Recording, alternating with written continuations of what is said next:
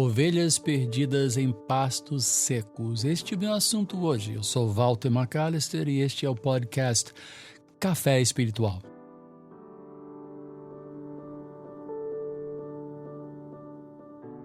A igreja hoje é uma mistura de tantas coisas diferentes, tantas ênfases diferentes, enfoques diferentes. Tem igrejas que tendem mais para a esquerda, outros para a direita, outros para cima e alguns, infelizmente, até para baixo.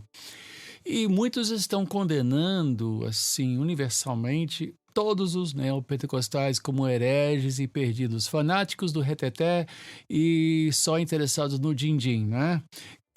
Claro que existem charlatões e há líderes que só pensam em dinheiro, mas há igrejas pastoreadas por pastores simples, embora mal formados, mas que ainda oram e ainda amam a Deus. Esta que é a verdade.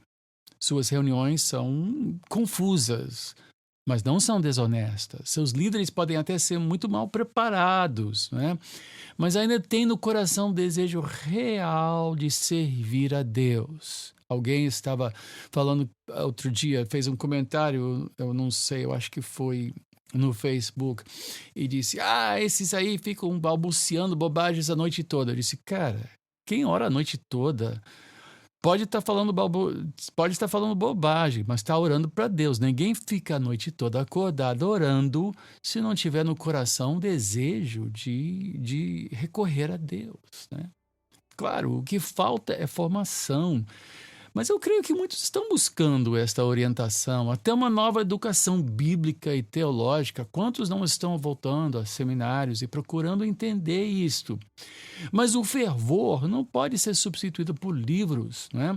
As duas coisas precisam andar de mãos juntas. Elas não são dois lados opostos de um espectro. Eles são amigos e precisam ser levados em conjunto e não simplesmente uma polarização. Ou você escolhe ser alguém teológica, bíblica, centrada, pensante, ou ser uma pessoa fervorosa, cheio de paixão e ânimo e oração e louvor. As duas coisas não brigam entre si, não brigam, né? Qual é a posição correta do cristão? Ele tem que ficar de olhos para o céu, né? Levantarei os meus olhos de onde vem a minha salvação. Tem que ficar com o nariz na Bíblia, enfiado na Bíblia, os olhos fitos em bons livros, mas também tem que ficar de joelho no chão e mãos estendidas para o povo de Deus, olhando sempre para o seu púlpito, que é o cajado do pastor. Quem sabe não podemos nos arrepender de guiar o nosso rebanho por pastos secos e fazer com que cheguem a pastos verdes, pastos repletos da palavra de Deus, do alimento sólido, né? Isso seria melhor do que as ovelhas terem que sair da nossa igreja e procurar outros pastos. E, às vezes, os próprios pastos que oferecem o fundamento teológico e bíblico acabam apagando em muito o seu fervor de oração e busca e louvor e adoração. As duas coisas têm que andar de mãos juntas. Nós não podemos optar por um ou por outro, mas simplesmente condenar é um erro. Nós não podemos simplesmente fazer uma leitura tosca da igreja assim.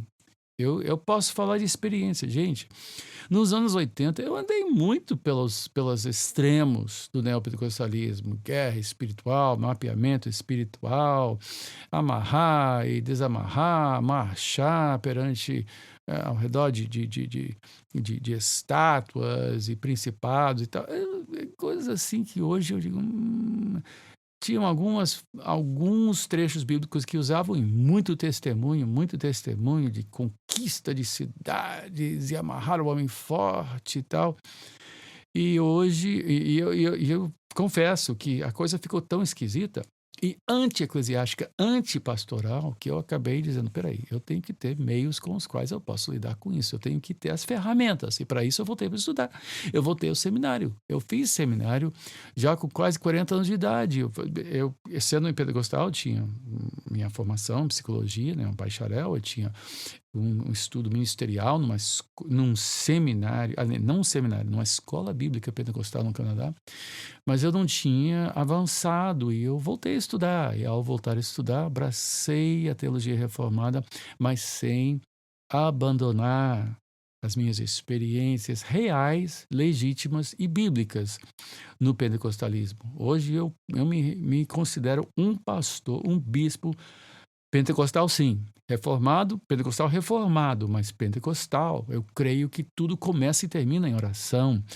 Tem que haver um fervor em oração. Eu creio que o Espírito Santo age poderosamente no nosso meio hoje, mediante a oração honesta do povo de Deus. E há muita oração honesta, mas infundada nos campos pentecostais, e muita gente recorrendo apenas a repetir frases feitas ou tentar gerar algum fervor, e nós temos que voltar, nós temos que levar o povo de Deus a pastos verdes, e isto quer dizer alimento, e o único alimento legítimo do povo de Deus é a palavra de Deus, é pão vivo, é lâmpada para os nossos pés, luz para o nosso caminho, é uma espada de dois gumes que discerne e separa aquilo que é da carne daquilo que é do Espírito. E somente perante a palavra é que nós seremos transformados, porque como Isaías disse, os caminhos de Deus são mais altos que os nossos caminhos, pensamentos mais altos, e assim como a chuva cai e não volta sem primeiro molhar o chão e deixar o chão fecundo para criar um renovo,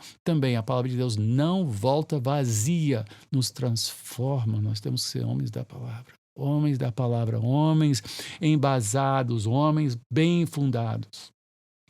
Temos que estudar sem, contudo, abandonar nossas convicções pentecostais, que não são ilegítimas, não são fruto de ignorância, são fruto de um movimento pietista que sempre existiu, mas que teve esta expressão em particular a partir do início do século XX. Bom, qualquer coisa que você precisar, oração, contato, tem o meu e-mail. O podcast.caféespiritual, uma palavra só, sem acento no primeiro @gmail.com, ou pode entrar na minha página de Facebook, Walter com W, Robert McAllister, McAllister Jr. E qualquer coisa a gente então pode fazer contato.